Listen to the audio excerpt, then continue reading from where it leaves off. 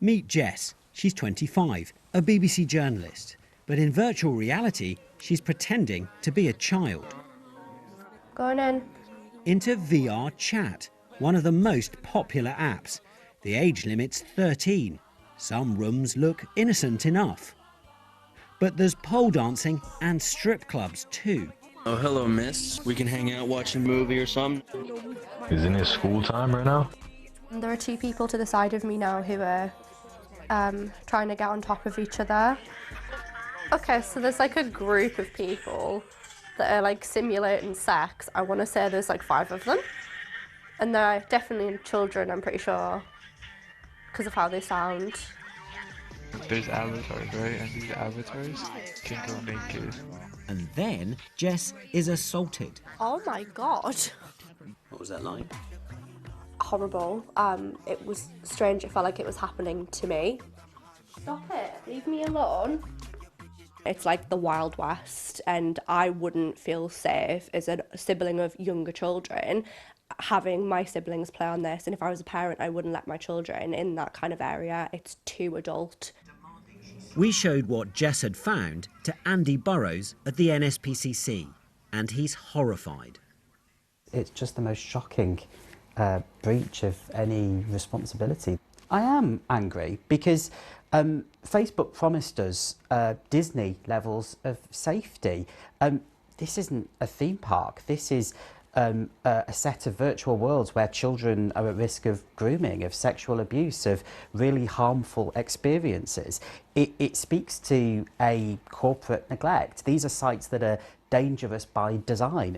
Today, we're going to talk about the metaverse. Mark Zuckerberg thinks the metaverse is the future of the internet, even rebranding Facebook as Meta, spending billions of dollars on the Quest headset, which dominates the market.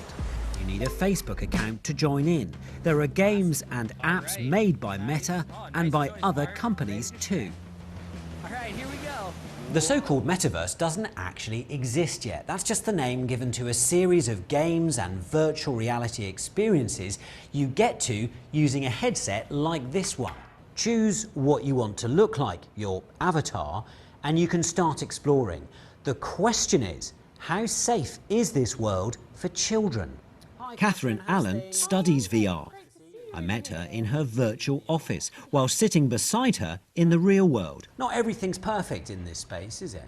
No, it's a bit of a Wild West, to be honest. Simulated sex is something that you see quite commonly. If we don't get on top of it, if it's not regulated and legislated, if the public aren't aware of what's really happening, children going to these spaces unsupervised, then we could see really a hotbed for potential grooming, predators, and also experiences that children are having that may well be too early for them in their development. Predators are just having a free-for-all with these kids. This man has been investigating VR chat rooms for months. He's worried for his safety and wants to remain anonymous. He's made a YouTube film and even met and interviewed a 14-year-old who says he was groomed and raped in virtual reality. Did they try to do things to you? Yes. You'll see 40-year-old men hanging out with 12-year-old boys and girls. It's like a nightclub, but if you are running a nightclub and you can't afford a bouncer, so you just leave the doors open, well, you're going to get shut down because, yeah, I get it. It may be expensive to hire a bouncer, but you got to do it. You have to do it because the alternative is to let kids just wander in and get destroyed. VR Chat says it is working hard to make itself a safe and welcoming place for everyone. Predatory and toxic behaviour has no place on the platform. Meta stresses it's not responsible for other companies' apps and says, "We provide tools that allow players to report and block users. We will continue to make improvements as we learn more about how people interact in these spaces."